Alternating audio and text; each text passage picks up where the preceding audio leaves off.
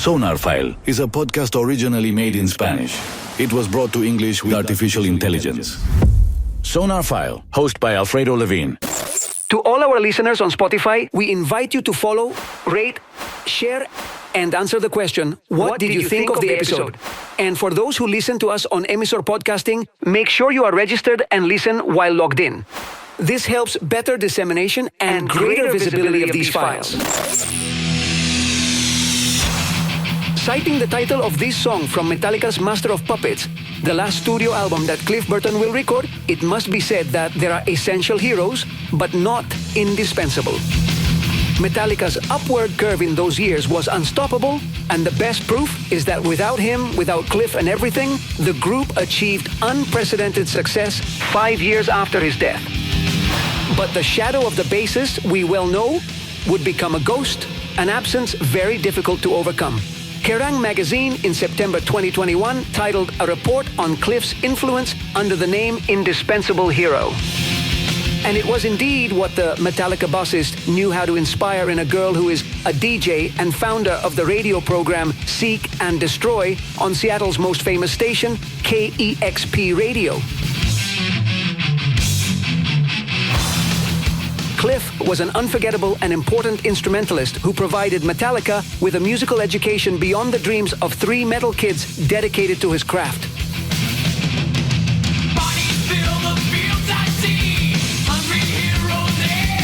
The future scope of their third album, recorded in Denmark, marked such a great milestone in the development of the heavy genre throughout the world that in 2016, Master of Puppets, 30 years after being released, became the only metal album to date to be included in the list of recorded records to be preserved by the U.S. Library of Congress as a definitive work of 20th century music in terms of its cultural and social impact.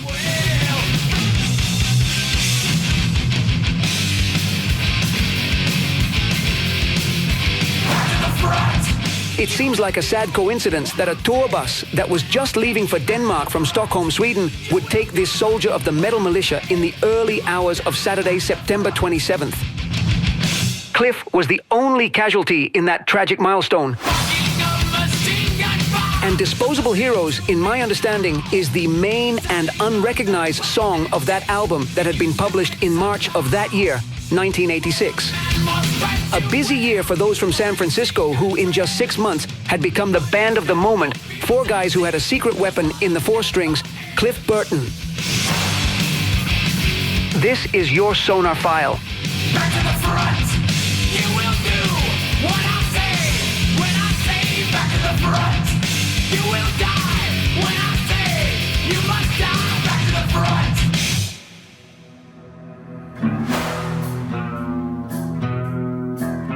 On Friday, September 26th, Metallica performed their last show with Cliff Burton. A few hours before playing in front of about 1,500 people at the Solnahallen Pavilion in the Swedish capital, the musicians had offered a press conference for journalists from more specialized fanzines since the big media still did not pay much attention to Metallica. The album was selling very much. The recent tour of the US with Ozzy Osbourne had been consecrating, but still the caliber of the group could not compete even close to that of Scorpions, Iron Maiden, AC/DC, or Van Halen. But the word of mouth about Metallica was very powerful.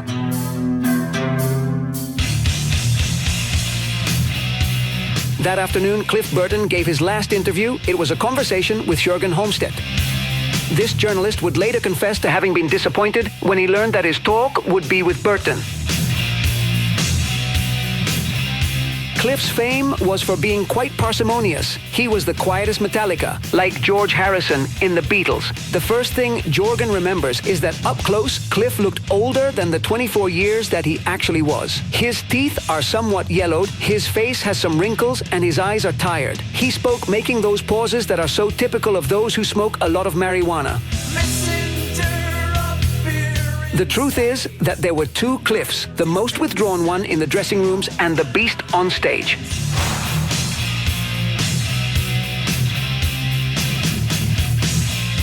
His look was the same in either place. A blue Oyster Cult t-shirt, an old denim jacket, and his legendary elephant foot jeans. Only he would wear those types of pants back in the day when tight jeans or spandex and sneakers were what he wore.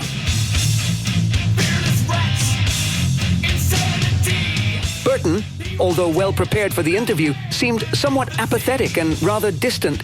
Regarding the good moment of his group, he pointed out that Metallica was not something that had happened overnight. There had been 4 years of work invested with everything there, and that he had the peace of mind that they had always done what they considered right, without having fallen into the game of pretending to become rock stars. For him, having signed a contract with a multinational was simply an opportunity to buy more equipment and have more resources to record in the studio. Mind you, he said that even though he himself had considered that the recording of Master of Puppets towards the end of November 1985 had taken too long. Regarding the tours that did not stop and meant a lot of sacrifice, he saw them as a fact of the cause, since due to the lack of airplay on the radio, they had to go out and play everything they could to make themselves heard. In that same interview, he was glad that they were finally returning to Europe with his own tour bus. The same one in which he would lose his life hours later. Quoting the song, "The thing that should have not happened."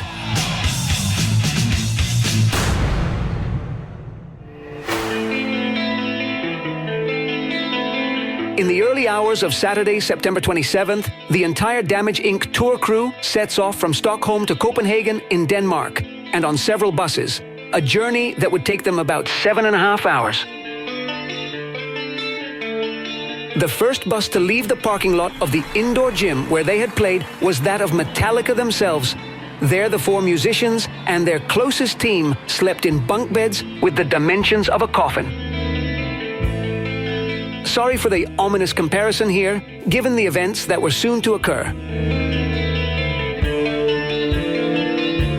Before deciding that it was time for everyone to go to bed, Kirk Hammett and Cliff Burton played cards to see who would sleep in a cabin that had a window, a section that was the most sought after, but which for the bassist would end up being the worst place to be.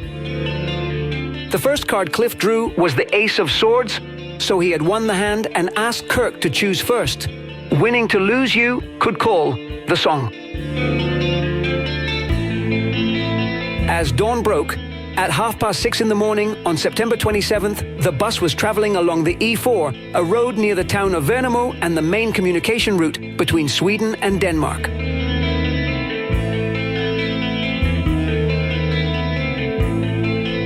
About 4 kilometers north of Ljungby, the bus began to tilt to the right, something the driver tried to counteract by turning the steering wheel in the opposite direction. This maneuver caused the rear wheels of the bus to slide even further to the right. At that point, Metallica woke up very scared by the sound of tires skidding on the asphalt. The Metallica bus zigzagged for 20 seconds, which seemed like minutes to the passengers, and the inertia caused the vehicle to end up tipping over on its right side into a ditch next to the road.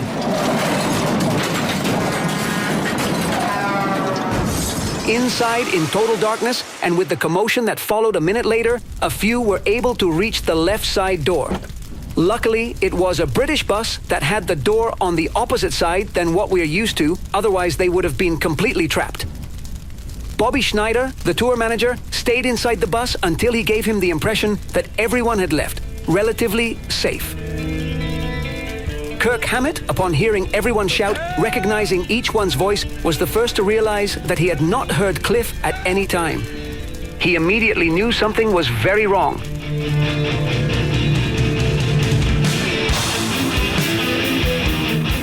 Kirk and especially James Hetfield were very upset, although both had suffered minor injuries. Lars Ulrich, on the other hand, had broken his toe. Very soon, something made the 3 Metallica pay attention to another part of the vehicle. The screams of the others made them notice at a point under the bus, overturned to their right. It was like that scene from The Wizard of Oz, in which the witch was crushed under the house. In the same way, Cliff Burton's legs protrude from under the bus. James was certain that Cliff was no longer with them. In the following minutes, the driver explained to Hetfield that the bus had slipped because of the ice, and while the group and the entire crew waited for the first of the 7 ambulances that took the injured to the hospital, Hetfield, almost in his underwear, only covered with a blanket and socks, he went out to walk a couple of kilometers along the road in search of remains of black ice without finding anything. Never in his life does James Hetfield remember wanting to kill someone so badly.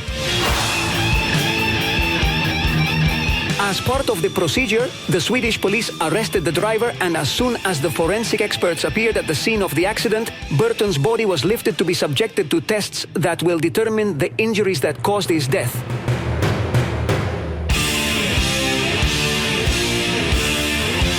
It wasn't easy to get him out of there.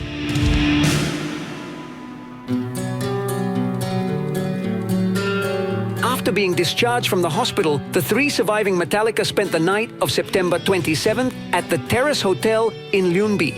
As the news of the accident spread over the radio, a group of fans had set up at the entrance of the hotel. It was the first improvised vigil for Cliff.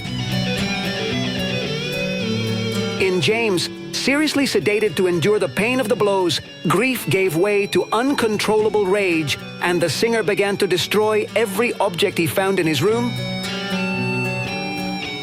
He later went out into the streets of the small town without really knowing what he was doing. The other hotel passengers heard an American guy shouting, "Cliff?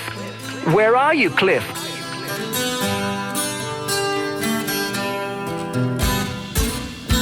Peter Mensch, the manager, immediately traveled from New York to Denmark to try to manage the team's return, putting Hetfield and Hammett on a plane to San Francisco, while Lars Ulrich took advantage of staying in Copenhagen in the company of his family.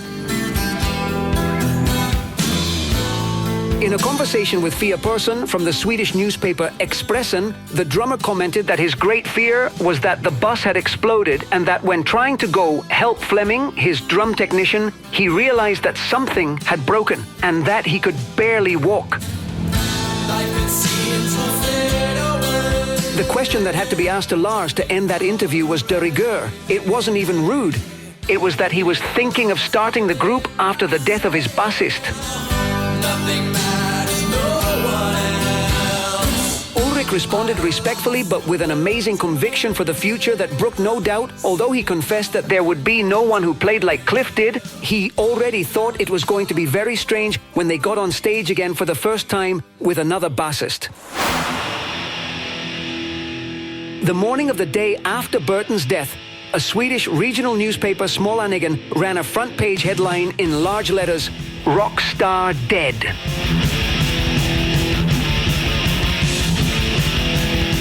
The article reported that the bus driver believed they had passed an icy area and that because of that, the vehicle had slid off its route. But like Hetfield, police had found no evidence on the pavement. And for that reason, the investigation was still ongoing. Even more so considering that the tire tracks at the scene of the tragedy completely matched the pattern of the case of a driver falling asleep. The driver had sworn in his statement that he had slept during the day and that he was completely rested and alert.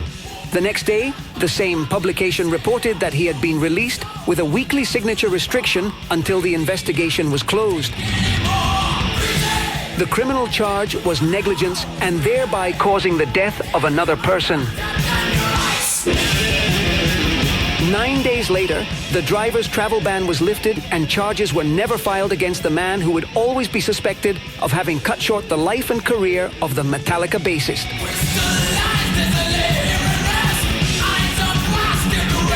The autopsy report concluded that Cliff Burton's cause of death was crushing with fatal trauma to his rib cage.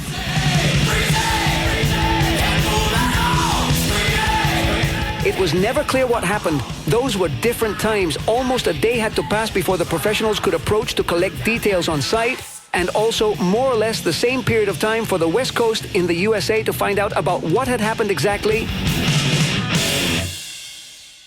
Bass solo, take 1. And here comes the other story from another point of view, because as in all stories, there are people who experience the tragedy from so far away but so close.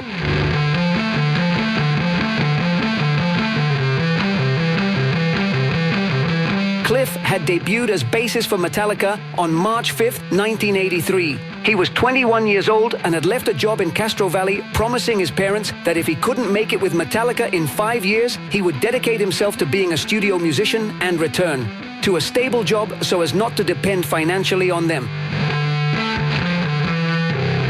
Having Cliff meant a very big change for Metallica, not so much for him. Dave Mustaine considered him the new Steve Harris of American metal, and thanks to him, they discovered a musical world that went beyond Iron Maiden, for example.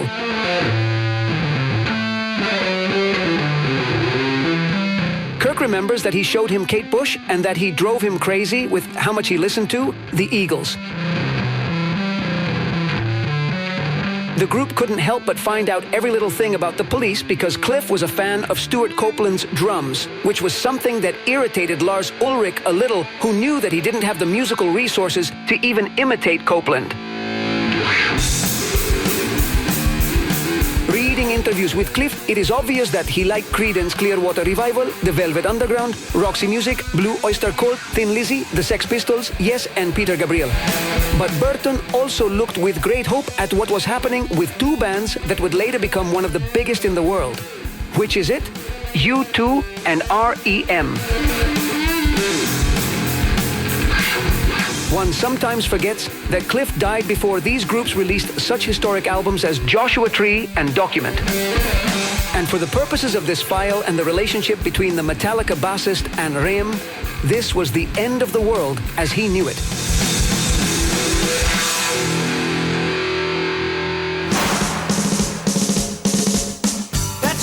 By 1985, R.E.M. was a very promising band. Although the taste of a minority that understood what collage rock and alternative was about, these were the years of the Athens group's third album, Fables of Reconstruction.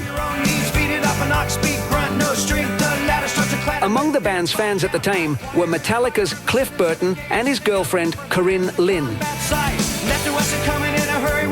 And here the story gets intense because it is like the crossing of two worlds on both sides of the Atlantic, and it coincides with the days of Cliff's death.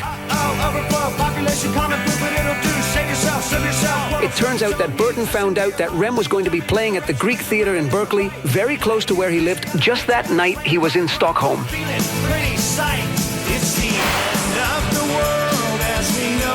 Feeling very frustrated at not being able to attend, he strongly asked Corinne to come and tell him how they had been.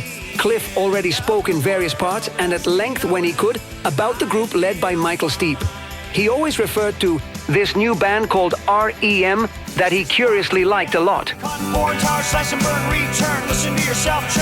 On the date of September 26th, Metallica coexisted with R.E.M. in different latitudes. What a coincidence. It was the same last weekend of September 1986.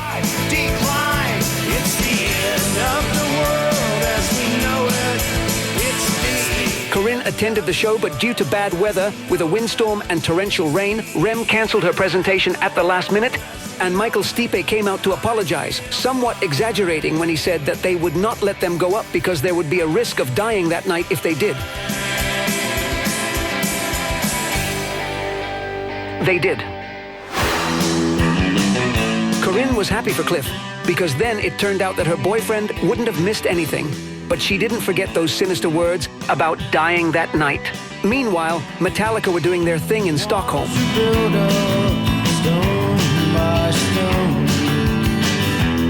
With the time lag between California and Scandinavia, the day in Denmark was 9 hours ahead of the West Coast in the US. Corinne Lynn was trying to communicate with Cliff at 11 o'clock at night at the hotel in Copenhagen, where it would be 8 o'clock. And that's just to tell you about the good news about the R.E.M. concert that didn't happen in the end.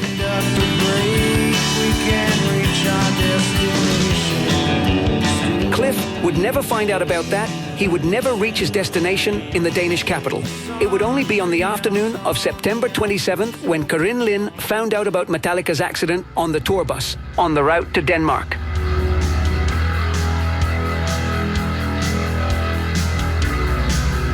Cliff Burton's death was remembered in the magazine Kerrang, with a full page commissioned by the British label Music for Nations, which read only Cliff Burton, 1962-1986.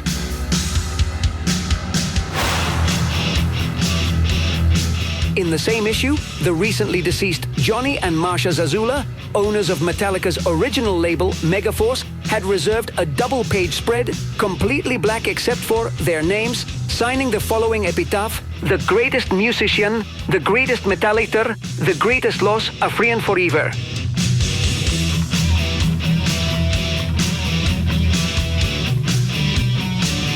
There is an anecdote that few people know, and it is that it was Cliff Burton himself who suggested Johnny the name Megaforce to baptize his new record label. Remember that before the guy only had one record store called Rock and Roll Heaven in New Sweater.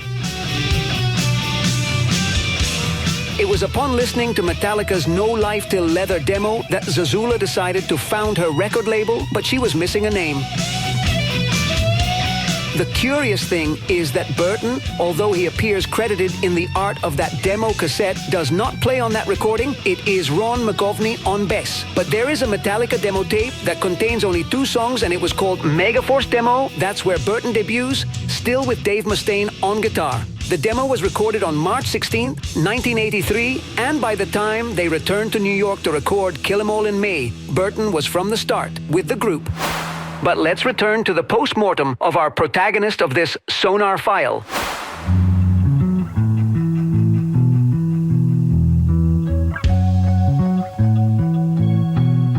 Burton's body returned to San Francisco to be buried on October 7th at a funeral service held in Castro Valley, the bassist's birthplace.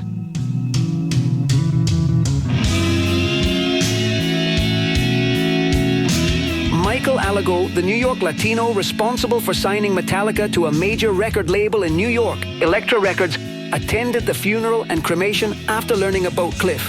And he remembers Orion hearing the Master of Puppets' instrumental theme while the ceremony was taking place.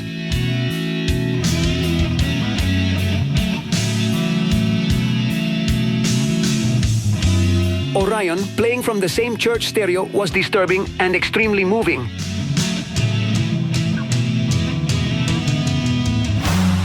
Cliff's ashes were scattered at the Maxwell Ranch. Alago ended up leaking his sorrows with Hetfield, Ulrich, Hammett, other musicians as well, and the Elektra executives. At the end of the day, they were a bunch of 20-somethings united, trying to assimilate the grief and also that reality in which Metallica's destiny seemed to be blown to pieces.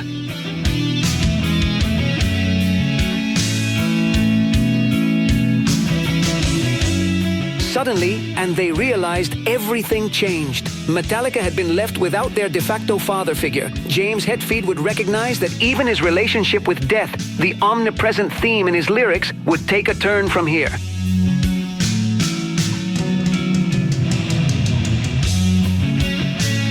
As he had grown up in a very religious Christian fundamentalist environment, he did not believe much in funerals and times of mourning. He later confessed that the lyrics about the certainty of our own mortality, which were heard in Ride the Lightning and Master of Puppets, took on another meaning after Cliff's death.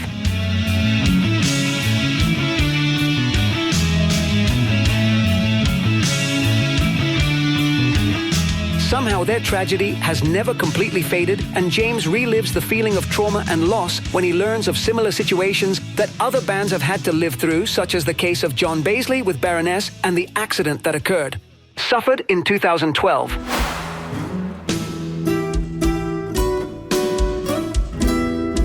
The metal community reacted with deep regret at the loss of Cliff. Metal Church and Anthrax bands closely linked to the world of Metallica paid tribute to him with their albums The Dark and Among the Living.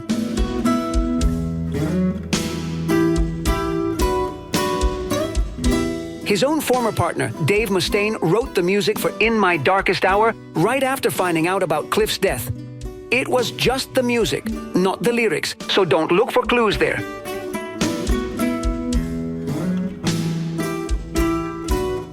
Jim Martin, the guitarist of Faith No More, appeared in the epic video with a t-shirt that read, "Tributed to Cliff Burton and a longtime lad of James and Lars Baptist at a thematic festival that they themselves conceived as the Orion Fest, a weekend of week with such a musical variety of artists that it would have made Cliff himself very proud." It is very unfair for Metallica to romanticize the times of Cliff Burton, his supposed morals, and his ethics as if all times past were better. It represents the purest era of Metallica and is an icon that does not age within the framework of a band that we have seen grow and wear out for decades in the public eye. Everyone chooses what they want from Cliff and his work and imagines what they want in terms of what he could have done if he had not died.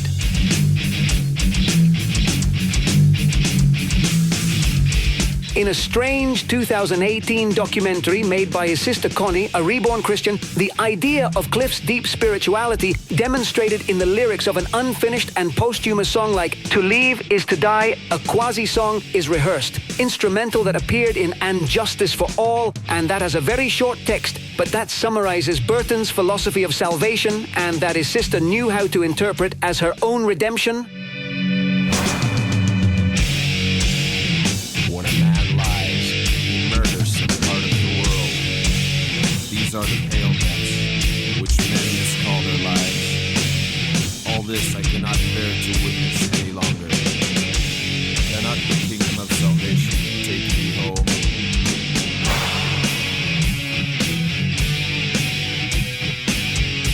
To Live is to Die is a tribute from his three companions who shared credits with Cliff for these verses that are only heard at 7:30, and the bass lines, although played by Jason Newsted, are loose ideas that had recorded by Burton himself.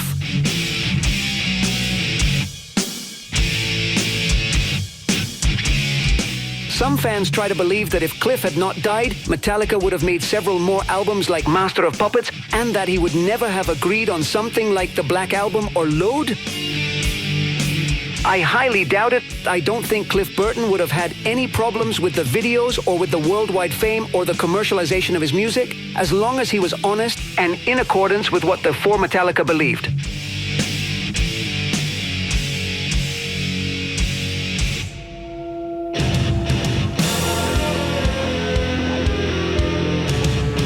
Cliff was unpredictable in a way that only a 24-year-old could be. The home video in his honor called Cliff Em All is the best signature of his person. There he mentions that the issue of his band is not about selling or not. It is about doing what as a group they would have felt was natural to do.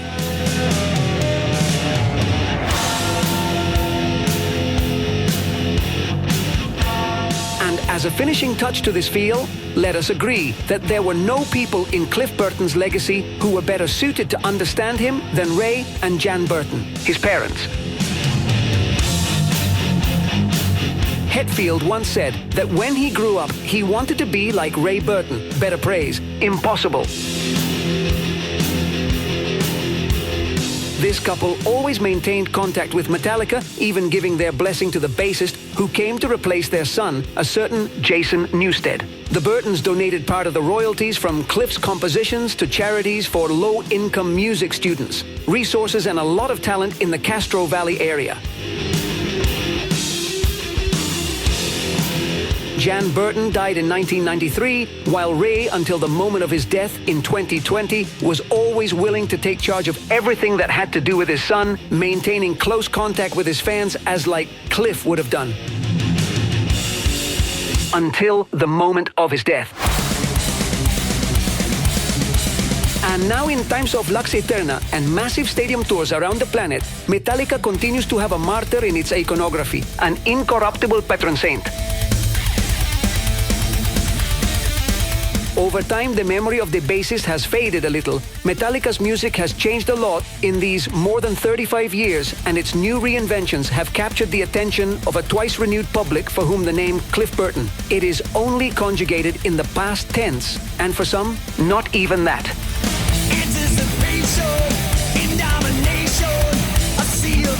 And for no small group of old-school fans and followers who have witnessed their formative band's path to total stardom, any deviation from the Master of Puppets' classic thrash norm was considered almost an artistic betrayal. And the recurring question was always, what would Cliff have done? Or what would Cliff think of all this? The most likely answer is that the late bassist would have agreed with that group of more truly Taliban fans who see themselves as the defenders of the faith, a metal creed as old as it is stubborn. But in truly, when it comes to Cliff Burton, who knows what he would have thought of all this? Let him rest in peace. There is Cliff for everyone. Cliff, am all my friends. Roxy Turner!